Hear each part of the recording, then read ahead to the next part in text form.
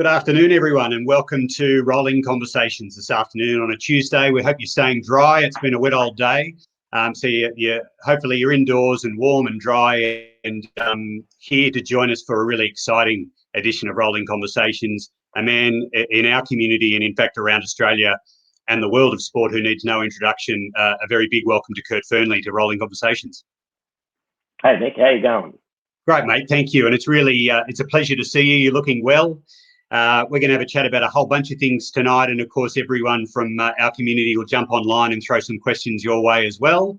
We'll do a bit of show and tell. We're going to have a mystery questioner for you. You know, it'll have everything in the next half an hour. Sounds great. I'm a bit nervous, actually, because the mystery questioner, I know your members, Nick. I know our community. So, and they're not afraid to throw a curveball. So I'm a little concerned. It could get wild, but settle in, folks. Here we go. Kurt, I wanted to start, if I may, just with a question around your involvement with wheelchair sports. When I first met you in Newcastle, not long after I took the job here, we had a yarn, didn't we, up at Broadmeadow there one day, and you said to me words that really struck me. You said, I grew up in this organisation. And I thought they were really significant words, and they landed for me, and I repeat them a lot to people around our place now. Can you give us a sense of how you first got involved in Wheelchair Sports New South Wales? Yeah, well, it brings me 1993, I think it was, and I'd been playing sport all around country New South Wales, but with my own family, and most of it being with non-disabled peers or my family members. And then I was introduced to wheelchair sports at my school, and Wheelchair Sports New South Wales sent 10 schools out to my high school in the roadshow program. So they brought the 10 wheelchairs out with Jerry Houston, and Jerry came out, and I just remember Jerry was like a superstar to me, you know.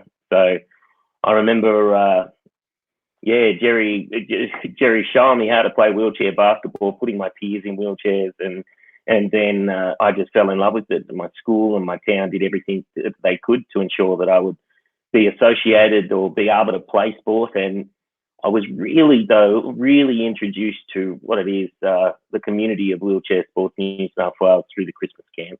And I was about 14 years old, and I got to come down to Sydney and be involved in a bit of mischief with 50, 60, 70 other kids in wheelchairs across the state, and that had me hooked. That gave me community, really, and it helped a lot over the coming years. Yeah, great. We were talking before we came on about a couple of the other rolling conversations.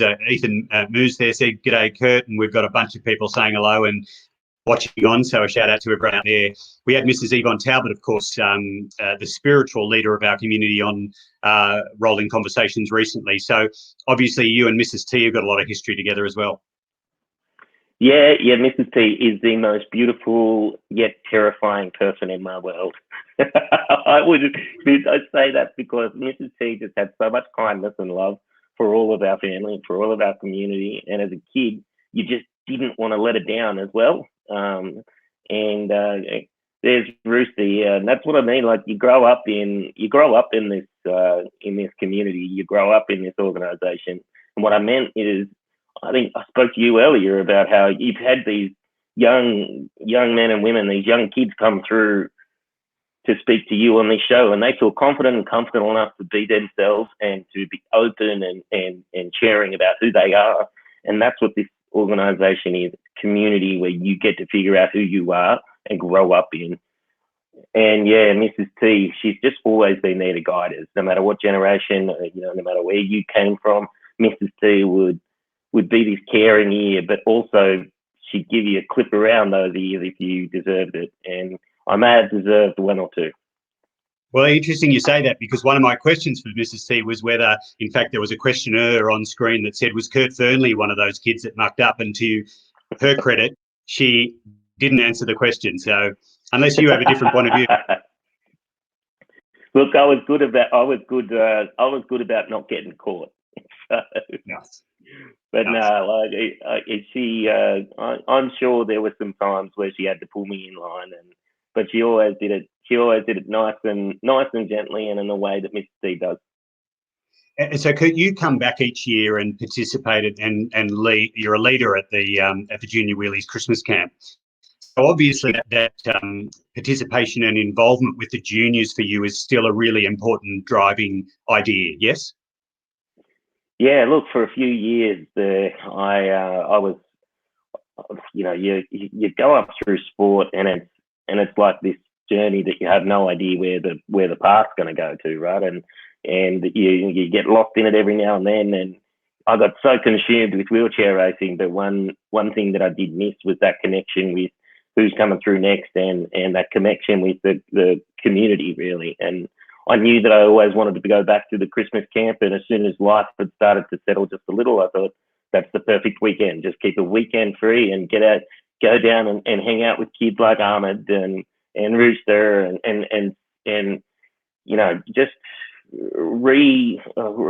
try and create or recreate or carry forward the community that I grew up in, the community that, Uncle Errol and Uncle Terry, Errol Hyde and Terry, and, Graham. You knew all these guys as, family who were giving up their weekend every year to go and Mrs. T, you're going to make me cry. There she is. G'day, Mrs. T. So it's just a chance for me to pay a little bit forward, to give back to the community that helped make me, and I actually love it, mate. I've said to everyone I'll be there until I'll be going back for that weekend in December every year that it's on, every year that I possibly can be, because that is where the community has started. Indeed. I was privileged to be there this year and watch the kids respond to you, Kurt. It was extraordinary to see. Absolutely. Now, speaking of the kids, we have got a mystery questioner here. If you're ready, settle in, and I will welcome our mystery questioner to the screen. Cormac Ryan. Hi, Kurt. G'day, Cormac. How are you? Mate, I heard you didn't actually truthfully tell who your favourite Paralympian of all time was. We're not going to talk about that. Yeah. Okay. All right. Take the fifth.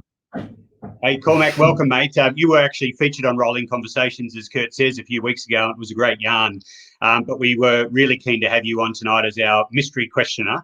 You and Kurt go back a long way, yeah? Yeah, Kurt's the one that actually got me started in wheelchair racing. Like I said, he reached out to my mum, and he organised for me to come down to Olympic Park, and that's where it all started. Yeah, great. And in fact, we've seen an ad. It might have been a Woolworths ad, was it, where you actually play a young Kurt Fearnley? Yeah.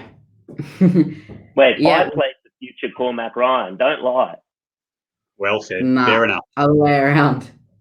Look, there's a photo, Cormac, of you from that very first day that you came down to Homebush, and it pops up on my Facebook feed every 12 months, and it's one of my favourite photos, because I've actually got you in one arm, and I've got you out of your day chair, and I just, you know what, how much you've grown and the young man that you've grown into, it makes me proud, mate. Thanks, Kurt. Great. Hey, Cormac, have you got a question for Kurt tonight? Yeah. The question I wanted to ask you, Kurt, was how did you build your mental strength to be able to not only handle the volume of training and competing, but your own expectations along with the expectations of the public? Oh my goodness, Cormac. Wow. Look, so I was as a young fella, mate, I used to get really bad nerves for every race, and you know what? I actually got nerves in every race I went in, even to my last race. And what I took on board somewhere through there was that I would take on like a bit of positive self-talk, and no matter what I found myself in, if I was headed into the call room of a race that I was expected to win externally or by myself, or a race where I was the underdog, and I never thought that I would be close to getting the win. I would always tell myself the same words. I'd tell myself that I'm strong, I'm resilient, and during this race, no matter what happens, you're never going to give up. And I took that across a lot of different parts of my life, and I found that it really helped. Also, it helped me remind me, I guess, of why I raced, and that I never raced, to answer anyone's expectations. I started racing because I wanted to see how strong and how fast I could actually be, and that was, I guess, the wins and the losses, and as long as I was still reminding myself that I'm going out there to see how strong I can be, I'm going out there to see how fast I can go, that it didn't really, the result came secondary to that. So it just kept everything in perspective. Yeah. Yeah, nicely said. Now, Cormac, we're going to let you go in a second, but I couldn't do that before, and I'll give you a chance in a second, Kurt. But Pat Curtin just calling out how impressive your growth is there. That's a good sign. Yeah. It's hit me like a wall. I did see your Instagram post of you with a beard as well, and it looked good. So I think that you should definitely sport a beard. I've grown one since before I should have grown one. I'm only actually now starting to not have a patchy red thing. So keep it up, Cormac. I look forward to a beard next time. You'd be going into year 9 next year, wouldn't you? Yep. Yeah, I want a bearded Cormac by the end of year 9. Will do. School will love that. Cormac, thanks, mate. Thanks, mate, for joining us on Rolling Conversations. Thanks, Mick. Thanks, Kurt. Good to chat to you, buddy. Take care. Good to see you. See you, mate. Bye now. So just one of the young people, Kurt, that you've impacted in an enormous way, and we see so many of those through our community. So I'm really pleased that Cormac could join us for a question and a yarn there. I wanted to talk to you about footy because in doing a little bit of research about you, I realised the enormous connection you have to rugby league in particular. Now, I knew about Terry Fearnley because as a Parramatta supporter, Terry was very much the architect of that Parramatta team that he put together in the late 70s and that Jack Gibson took to our first premiership in 1981. So Terry Fearnley is an enormous figure, of course, your uncle in the history of Parramatta. But I didn't realise that Royce Simmons is an uncle of yours as well. And, of course, Royce was a Penrith legend. So was footy a big part of your life growing up? It must have been with such significant uncles in your family. Yeah, I think I am the only Fearnley that wasn't a Parramatta fan. They were, in the 80s when I was I was born in the 80s, and I just remember everyone had the blue and yellow on. And then in 1991, and footy was everywhere. I thought I was going to grow up to play rugby league. I hadn't seen I hadn't been introduced to a wheelchair sports family until 92-ish. But when I saw Royce Simmons, he's my cousin. When I saw him score 2 tries in the grand final for Penrith, I was hooked. And he come out and gave me a jersey signed by the entire team. The next day or the day after. And this little tiny Penrith jersey signed by, Greg Alexander and Brad Fittler and Mark Geyer. And, they were a hell of a team in 1991. And it just sealed my fate. So, footy, even now, I was thinking this, I can't wait I'm looking forward to footy being actually back on the television, because footy in our family, it's not just watching a game. It's a phone call at halftime. It's the 2 or 3 chats over the weekend about what's just happened or what's coming up next weekend. It's that common thread, that water cooler, that town square that we all get to enjoy about it, and that's one of the beauties of sport. It sure is. Now, for the record, though, you're a Penrith supporter, is that right? For the record, yeah, I'm partial to the Knights, being a Newcastle fella. I want to see it. I want to go through a year where the Knights win a premiership. I think that the town would just bounce. The town's energy would be out of control. So I am partial to the Knights, but yeah, I'm definitely a Panthers man. Right. We've been really enjoying your podcast, A Tiny Island. And for those community members who haven't subscribed yet, please do, because it's a belter of a podcast, I must say. Plenty of driving holidays pre-COVID-19, of course, for us have been listening to Tyler and his incredible yarns. Lane Beachley, Phil Kearns, you had the Governor, the Honourable Margaret Beasley as well. And I'm interested, what are you learning through that process? You know, it's perhaps something that you haven't done so much before, being the interviewer as opposed to the interviewee. What have you learned through the process of Tiny Island?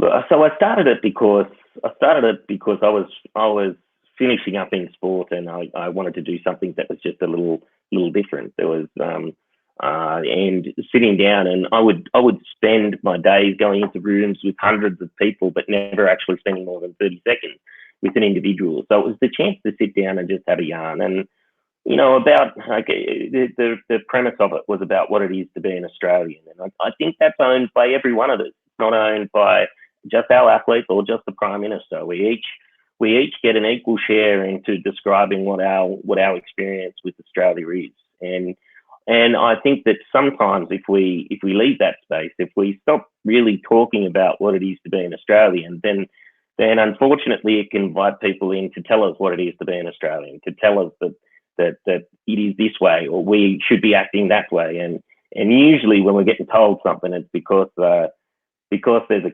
kicker under it, because there's some sort of payoff for the individual that's telling you. So I thought it was a chance to get out there and just talk to as many people as I can. My teacher from my primary school, a farmer who speaks about farming as the noble profession and wants to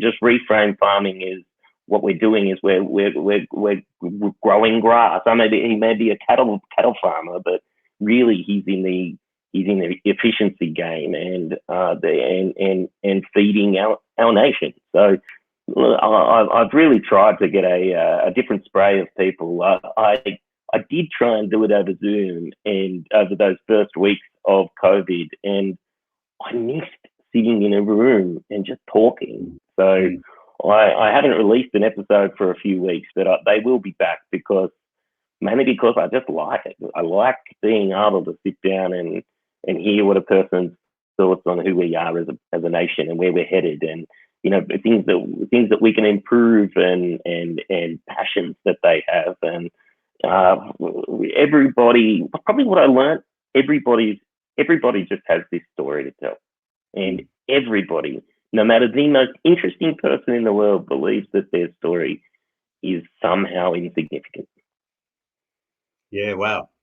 I like that a lot. In fact, we've got a message there from Chris Byard, who's one of our incredible volunteers. Chris is part of the A team, the guys who do all the driving. You'll know Chris, of course, from the GIO Summer Down Under series.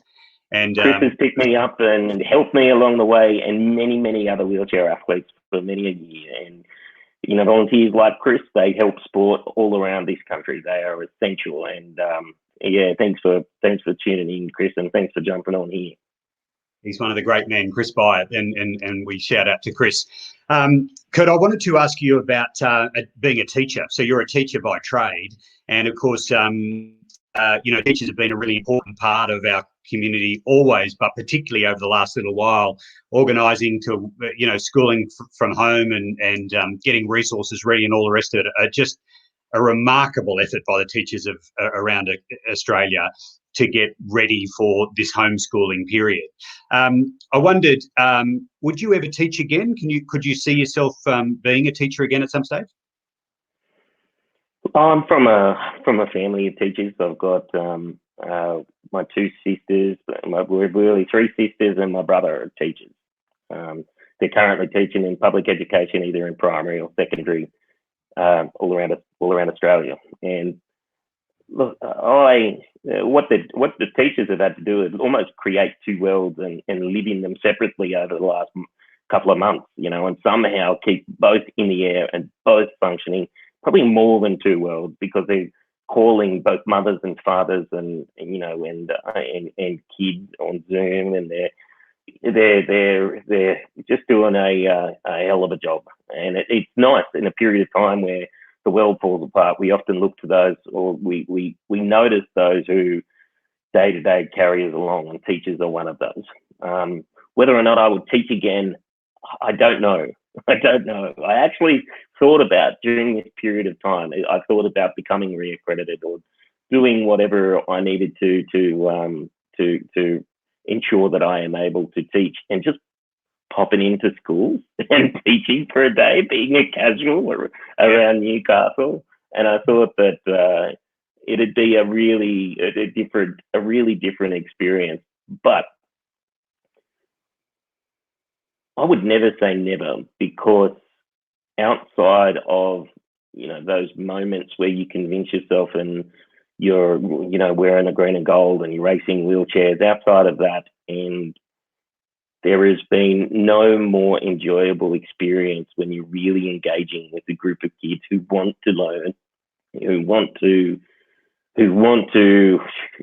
make their life, give their life a few more options, which what education does. It can open doors and give options, and it can give you the skills to be able to solve problems. And that's what so much of this place is. It's about trying to find someone who can solve a problem better than what it was solved yesterday. So never say never, because it's a hell of a profession. Indeed. Well said. We've got a bunch of questions coming through, Kurt, and I want to make sure that our community gets that opportunity to put their questions up. We've got one from young Aaron Keith here, who, with his dad's account there, I think, Richard, a wonderful family. But Aaron just asked, what were your tactics to win a race? My tactics were varied. You would sit down and you would see the course that you're about to race on, and you would try and think about the strengths that you have that favour you in that particular course. And you would also look at your competition and you would think about their potential strengths, but also their weaknesses. And you would use whatever tactic it was to put the most likely result in my corner. So whether that be attack from the gun or attack in the final 200 meters, whatever I thought would stack the odds in my favour, I would go at. Okay, Richard Cordukes, one of the elders of our community, talks here about you racing at the Olympic Games in Sydney, and he asks, did you realise what a monumental achievement that was at the time, and can you tell us a bit about that race? No, I didn't appreciate it at the moment. I think that I was just bouncing from event to event, and you look back now, and there are years almost that you feel like you didn't appreciate, or you don't even remember, because the intensity was that you were looking towards the next thing and the next thing and the next thing. But that's what it took at that period of time. The Olympic demonstration race was amazing. Qualifying eighth into the final, getting fourth, and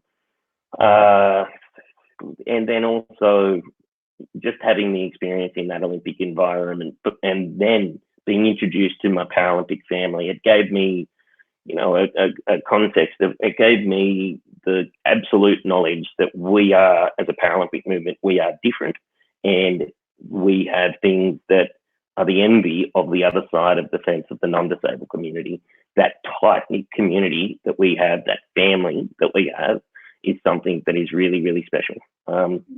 But yeah, you never really appreciate it when you're going through it, but you do now. I do reflect on moments and people that helped me, like Richard, like Fabian Blattman, like Greg Smith, like Louis Savage, like just endless.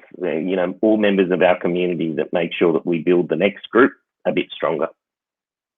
One of the other members, here we go, Sarah Stewart, of course, a board member and an incredible Paralympian wheelchair basketballer, asking you about your Lego Star Wars. Yes, I have. Look, it's not show and tell, but let's go for it. I've been building everything. Me and Harry have been building everything that I've had in the cupboard. So if it's around, if I own it, it's being built right now. So anyway, there's too much. It's everywhere. It's not quite what fair is as it? What is it Stuart about level our of community Lego. and Lego? I mean, everyone seems to be into Lego. But so I started buying Lego in Sydney in 2000. As I went into the Paralympic Village, I knew that I would have to you race and then you rest. But then you want to do something while you rest, so you don't drive yourself in circles thinking about the next race. So you would Gotcha. buy Lego and you would take it in the village, and I didn't realize it, but it's mindfulness really. It's a thing to take you outside of yourself and outside of your worries, and it allows you to do a step-by-step process to get away from that. And that's my excuse anyway. Whatever lets me buy more Lego, I'll say. And now you've got your son Harry into it. It doesn't sound like he had a choice in it. No, there was no chance. I was buying him Lego before he could move or talk or squawk even. He's definitely inherited my bug though, so it's good. Nice. Hey, Josh Brass says, I have a question. How do you feel when you took my wheel off? There might be a story there. Look, Josh, you little rat bag. you deserve that. That again is one of the reasons why I love the Christmas camp. The Christmas camp is where our community get to be themselves and get to go to a weekend away where they get to hang out with somebody who is like what who I looked up to when I was a kid going there, like Errol Hyde, like Jerry Houston, where you get to go to this place that is safe, that you get to engage in a way with the elders of your community that is mischievous, that is, like you may not, lots of kids with disability may not feel comfortable to stand out in a school, stand out in a non-disabled class where they feel like they're they're a bit alone, and a bit different. But when you come away in a camp where there's 40 other kids in wheelchairs and some of the staff are in wheelchairs, you can be you and you can be a rat bag and we still love you and you're welcome. And, that's one of the beautiful things about that camp. Indeed, we've got a lovely message there from Liesl Tesh, who's watching on tonight. Liesl, of course, was part of Rolling Conversations only a couple of weeks ago, and just says thank you for everything that you do for people living with disabilities and for all Australians. An incredible person, really, in her own right, Liesl Tesh. Oh, what an incredible person! And again, when you look at our organisation and then look at the impact that our members have and the drive that our members have to help make not just New South Wales, not just wheelchair sports, but help make the country better. And Liesl is one of those people that is just, she is committed to making this place just a more equitable joint. And it's a real shot in the arm who we are. It certainly is. One of the fascinating things I've learned, I think, Kurt, in the last 12 people in our community, is Talbot comes to mind, who are very compassionate, but they also have a warrior spirit. And I've seen that in my auntie, who has a child with a severe intellectual disability and for many years was a single mother raising a child with an intellectual disability. And she's a beautiful, gentle, compassionate woman, but goodness, though, if you get in her road when she's trying to advocate for her daughter and what her daughter deserves, then look out. It's a fascinating mix to have such beautiful, compassionate, gentle people, but at the same time, they're absolute warriors. Well, most of the community for decades have had to just fight for every single thing. So, there is one of the most compassionate, kind, yet fierce, formidable women on the screen right now, Di Park, and her lovely better half also, John. But look, I think that there is two ways of fighting, and I think our community nurtures those who fight and fight and fight. But there is just a caring soul to who we are. So, and disability has so many complications to it. Like it is a complicated thing, but it fortunately it also has an incredibly kind and generous side to it, and I think that's that's coming out right there. Yeah, indeed. And g'day to Di, of course, and John passed there. He mentioned Kurt. Di's given so much, and in fact, John has as well to our organisation, our community over many years. Mate, we've reached 5:30, so we're going to have to finish up. But I wish we could yarn with you all night. We just wanted to say thank you. You're such a loved member of our community over so many years, and it's meant so much to so many people that you'd come and have a chat with us tonight and tell us how you're going. We will follow the podcast. And we'll follow everything else you're doing, which we always do at our place. I would say up the Eels, but I know that won't go down well. So good luck to your Panthers and your Knights and different things. But just a great big thank you for joining us tonight. Thanks, Nick, and everyone out there, all a part of this community. If you see a kid in a wheelchair rolling down the street, run up to them and tell them about Wheelchair Sports New South Wales. Don't be shy. Don't be afraid. We all think it. We all have to do it. Indeed. Great to see you, mate. Thanks a lot for your time and being a part of Rolling Conversations. We'll see you guys. Take care. Yep.